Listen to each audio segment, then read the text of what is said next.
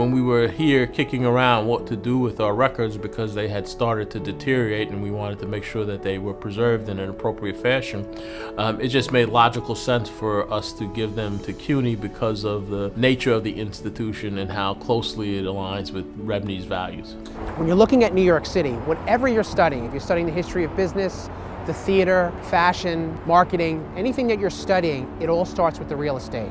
You know, some of the documents are close to 100 years old, and we felt that in order to preserve them in an appropriate fashion and to make them available to the broader public, because there's a treasure trove of information contained in the documents, it was the time for us to seek out a partner who could both make them available to the broader public for their use and to preserve them in a professional and appropriate fashion. They're important pieces within the collection. For instance, the property cards. We have about 300,000 cards that were produced by REBNY through the years, the 1920s through the 1990s.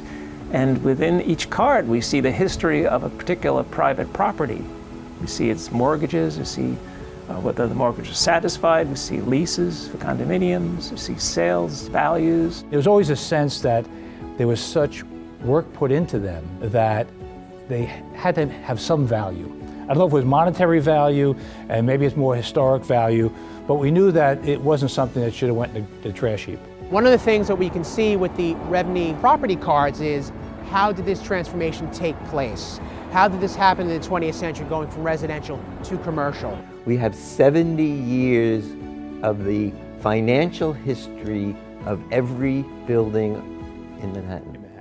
That's an accurate statement. Yeah. One of the pieces of information that we turned over to LaGuardia is the REBNY diary manual that we produce every year and have produced since the 1896, 1897 era. It has lots of information on public policy issues. So it has building code changes, it has information about land use and zoning items. I'm thrilled that LaGuardia Community College is going to get the REBNY collection because housing and the buildings of New York City are both our present and our history.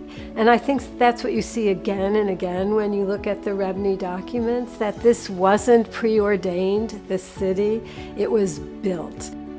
In terms of preservation of the materials, many of the collection presently is in book form.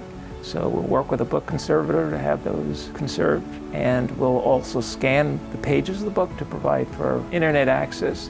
We'll rehouse materials, put in a cold room to preserve the physical in the long term.